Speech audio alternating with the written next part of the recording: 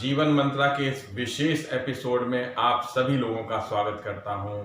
आज हम लोग चर्चा करने जा रहे हैं अक्षय तृतीया की।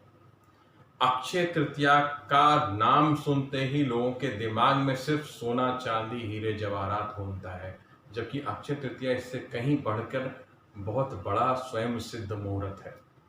अक्षय तृतीया वैशाख शुक्ल पक्ष की तृतीया को कहते हैं, जिसको अक्षय तृतीया और आखा तीज के नाम से जाना जाता है। वैसे तो शुक्ल पक्ष की तृतीया सभी बहुत ही सौभाग्यशाली होती है, बहुत ही अच्छी मानी गई है, लेकिन उन सभी तृतीयाओं में सबसे अच्छी तृतीया को बोलते हैं अक्षय तृतीया।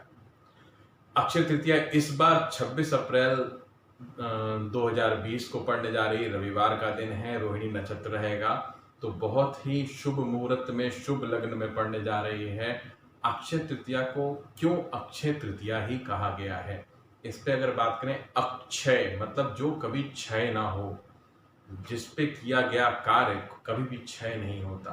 क्षय मतलब कभी भी खत्म नहीं होता, इसका फल अनंत काल तक मिलता रहता है। इसीलिए इसको थोड़ा सा ब्रांडिंग करने के कारण लोगों ने इसको परचेजिंग का डे बना दिया है। परचेजिंग करना कहीं से खराब नहीं है, कुछ भी शुभ कार्य करने चाहिए, लेकिन उससे ज्यादा जरूरी क्या है कि आप स्वर्ण खरीद के लाते हो, वो अक्षय रहेगा, अक्षय भंडार आपका विपुल रहेगा, इसमें कहीं कोई दिक्कत नहीं है। लेकिन पुण्य ऐसे कमाने चाहिए जो आने वाले लोगों तक आपके साथ चले। इसके लिए आज के दिन पिंडदान बहुत प्रभावशाली माना गया है। आपके पुरखे पूरी तरीके से तृप्त हो जाते हैं। कोई भी दान अगर आप करते हैं तो उस दान का अक्षय फल होता है जो अनंत लोगों तक आपको मिलता है। ये बहुत ही शुभ तिथि है, इसका सदुपयोग करना बहुत जरूरी है। ये सिर्फ परचेजिंग के लिए नहीं, और इस बार लॉकडाउन के कारण हम परचेजिंग कर भी नहीं सकते, हम घर से बाहर नहीं निकल सकते। अगर कहीं पे थोड़ी बहुत मार्केट खुली भी है तो वहाँ सोशल डिस्टेंसिंग है, और ऐसी ऑस्पिशियस या किसी बड़ी चीज़ की दुकानें नहीं खुली हैं, ज़रूरत की चीज़ों की दुकानें खुली हैं। तो कृपया बाहर ना जाएं, इस तिथि को बहुत ही शुभ बनाएं, इसीलिए हमने ये वीडियो किया है। इसमें भगवान विष्णु और माता लक्ष्मी की उपासना की जाती है। भगवान विष्णु जो कि जगत के पालनहार हैं, और आज की डेट में जिस स्थिति में हम लोग बैठे हुए हैं घरों में, उस हिसाब से पालनहार के समक्ष हमें अपना मस्तक झुकाने की बहुत आवश्यकता है। माता लक्ष्मी उनकी चरणों की दासी हैं, वो हमेशा चरण दबाती हुई मिलती हैं। अगर आप कभी भी देखेंगे किसी भी फोटोग्राफ में तो विष्णु भगवान के चरण दबाती हुई माता लक्ष्मी मिलती हैं। तो माता लक्ष्मी अपने आप प्रसन्न हो जाती हैं अगर आप विष्णु की उपासना करते हैं। उपासना की विधि भी हम बताएंगे, और राशि वाइज आपको क्या करना चाहिए ये भी बताएंगे। सबसे पहले जाने अक्षय तृतीया क्यों है इतनी प्रभावशाली। अक्षय तृतीया में जो मिला हुआ है, इनको स्कंद पुराण कहता है कि इसमें इस तिथि को सबसे अबुझ मुहूर्त माना जाता है। जिस व्यक्ति का विवाह इस दिन होता है उस विवाह भी अक्षय हो जाता है, 7 जन्मों का रिश्ता हो जाता है। किसी नई चीज़ों की ओपनिंग करना इस दिन के लिए बहुत अच्छा रहता है। कुछ भी नया कार्य प्रारंभ करना, आप घर में बैठ के अगर आप सोच रहे हैं कि मैं ध्यान करना शुरू करूंगा, प्राणायाम करना शुरू करूंगा, योगा करना शुरू करूंगा, या कोई भी ऐसी चीज़ जो आप चाह रहे हैं कि मैं शुरू करना चाहता हूँ, मैं लेखन करना शुरू करूंगा, मैं पुस्तक पढ़ना शुरू करूंगा, अभी आप सब जने घर में बैठे हैं, उसका सदुपयोग करें। तो कोई भी कार्य जो आप प्रारंभ करना चाहते हैं, 26 तारीख की सुबह आप उस कार्य को प्रारंभ कर सकते हैं। 26 तारीख को सुबह 5:30 बजे से लेके 12:01 तक बहुत शुभ मुहूर्त है, जिसमें पूजन संपन्न करने का सबसे बढ़िया मुहूर्त है। जबकि तृतीया तिथि 25 तारीख को दोपहर में 11:50 के बाद से लग जाएगी। लेकिन उदया तिथि से अक्षय तृतीया का मान लिया जाता है, इसलिए अक्षय तृतीया का मान 26 अप्रैल की प्रातः से इसे शुरू करना है। किसी भी कार्य को प्रारंभ करने की जो सोच रहे थे उस कार्य को प्रारंभ कर दें। और पूजन का पद्धति मैं बताने जा रहा हूँ, पूजन आपको कैसे करना है। स्वच्छ वस्त्र पहनने हैं, नए वस्त्र अगर कोई रखे हो तो नए वस्त्र भी धारण कर सकते हैं। लाल और पीला रंग माता लक्ष्मी को अत्यंत प्रिय है। श्वेत रंग का वस्त्र भी धारण कर सकते हैं।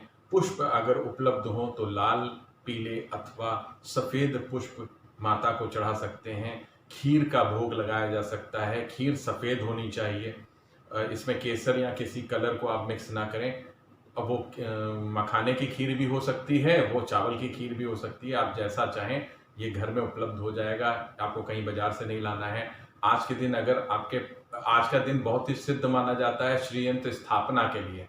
आपके घर में पहले से श्री यंत्र है तो उसको पंचामृत से स्नान कराएं, यहाँ दूध, दही, घी, शहद, खांड से उसका स्नान कराने के बाद पंचामृत से स्नान करा के गंगा जल से धोएं उसे और उसको स्थापित करें। उसके बाद मंत्रों का उच्चारण करें। मंत्र आपको जो आते हैं, नहीं तो ओम नमो भगवते वासुदेवाय, ये बहुत ही अच्छा मंत्र है भगवान विष्णु का, जो आपको जपते रहना चाहिए पूरे दिन। माता लक्ष्मी का भी आप वो कर सकते हैं, मंत्र कर सकते हैं। मंत्र आपको जिस भी तरीके के याद हो उसे कर सकते हैं। माता का मंत्र ओम श्री महालक्ष्मी च विद्महे विष्णु पत्नी च धीमहि तन्नो लक्ष्मी प्रचोदयात्, ये लक्ष्मी गायत्री मंत्र है। इसमें लक्ष्मी और विष्णु दोनों आ जाते हैं। इस मंत्र का भी यथाशक्ति जप करना आपके लिए बहुत हित में रहेगा। इसके लिए आप कमलगट्टे की माला अथवा स्फटिक की माला का इस्तेमाल कर सकते हैं। अगर ये दोनों उपलब्ध नहीं है, रुद्राक्ष की माला भी उपलब्ध है, तो रुद्राक्ष की माला से भी कर सकते हैं। नहीं तो आप घर में एक घी का दीपक जलाकर ऐसे ही उंगलियों पे ही गिन के इस मंत्र का जप कर सकते हैं। ये मैं इसलिए बता रहा हूँ क्योंकि इस समय हमारे पास सीमित संसाधन हैं, हम बाहर जाके नई चीजें नहीं परचेज कर सकते हैं। अब इस सीमित संसाधन होते हुए भी हम लोग को असीमित विष्णु की पूजन करने के लिए यहाँ घर में भाव को शुद्ध करना होगा, मन को शुद्ध करना होगा, वस्त्रों को शुद्ध करना होगा और उसके बाद इस पूजन को प्रारंभ करना होगा। सुबह उस दिन ब्रह्म मुहूर्त में उठें, स्नान करने के उपरांत सबसे पहले स्वच्छ वस्त्र धारण करने के बाद आप मंत्र जप कर सकते हैं, पूजन कर सकते हैं। जो भी सुगंधित चीज़ें हैं आपके पास, इत्र हो सकता है, गुलाब जल हो सकता है, ये चढ़ाएं। सुगंधित धूप बत्ती, अगरबत्ती, वैसे तो अगरबत्ती जलाना हमारे शास्त्रों में मना है, लेकिन फिर भी आपके पास अगर सुगंधित है तो वो ईश्वर की तरफ ना जला के दूसरी तरफ जला, जैसे उस जगह के वातावरण में सुगंध उत्पन्न हो जाए। अभी क्योंकि हमारे पास संसाधन कम है, इस कारण से इस बात को बताया जा रहा है। नहीं तो इत्र बाजार से लाया जा सकता था, अभी वो नहीं मिल पाएगा।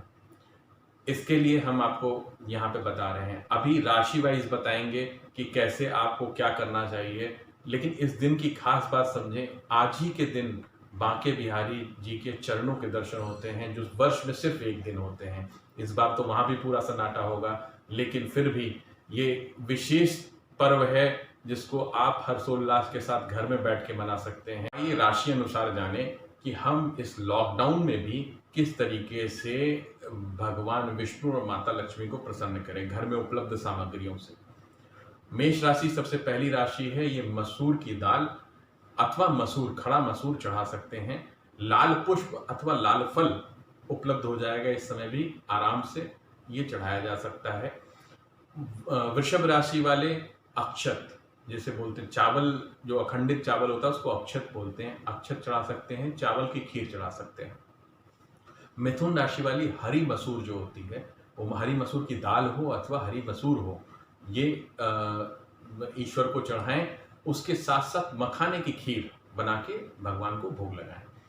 कर्क राशि वाले फिर से अक्षत चढ़ाएंगे, मतलब चावल चढ़ाएंगे और उसके साथ चावल की खीर बना के खिलाएंगे। सिंह राशि वाले मालपुआ बना के खिला सकते हैं और चने की दाल चढ़ा सकते हैं। इसका विशेष ध्यान रखें कि अपने हाथ से बना के खिलाने का जो प्रभाव होता है, जो फल होता है, वो अलग ही होता है। बाजार से खरीद के कोई भोग लगाना उतना बढ़िया नहीं माना जाता। कैसे उसने बनाया है, क्या सफाई थी उसकी, क्या नहीं सफाई थी, कितने लोगों ने हाथ लगाया उसको, ये हम नहीं जानते। हम स्वयं बनाएंगे तो हमारे भक्ति भाव उसमें जुड़ा होगा, क्योंकि हमें इसे भोग लगाना है। अब आते हैं कन्या राशि पे। कन्या राशि वाले भी हरी मसूर चढ़ाएंगे और मखाने की खीर लगाएंगे।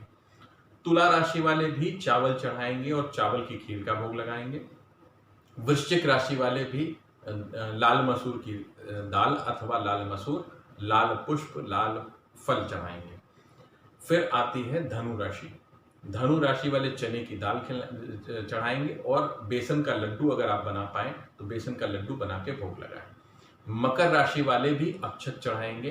अक्षत चढ़ाने के साथ साथ ये कोई भी मिष्ठान आप खीर बना के खिला सकते हैं अथवा किसी भी तरीके का मिष्ठान जिसमें मीठा ज़्यादा हो, वो मीठा आप बना के भोग लगा सकते हैं। कुंभ राशि वाले भी अक्षत चढ़ाएंगे। अक्षत के साथ लड्डू चढ़ा सकते हैं या मालपुआ ये भी चढ़ा सकते हैं। उसके साथ साथ आती है मीन राशि। मीन चने की दाल चढ़ाएगी और चने की दाल के साथ साथ लड्डू का भोग लगाएगी।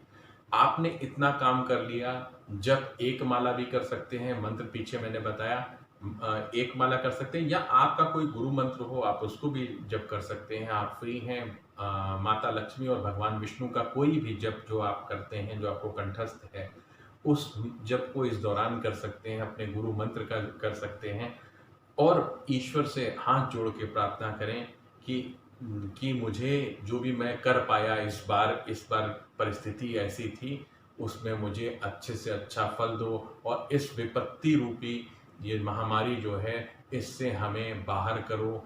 और हाथ जोड़ के, माथा टेक के भगवान से आप माने कि जगत जननी माता हैं और जगत के पालनहार विष्णु हैं। जगत के पालनहार विष्णु को हाथ जोड़ के इस स्थिति पे आग्रह करें कि इस विपत्ति के समय से हमें बाहर निकालें और हम नियमित दिनचर्या पे अपने फिर से चलने लग जाएं। आज के लिए इतना ही। कल हम लोग फिर से जीवन मंत्रा में किसी नई चीज पे चर्चा करेंगे। तब तक के लिए नमस्कार।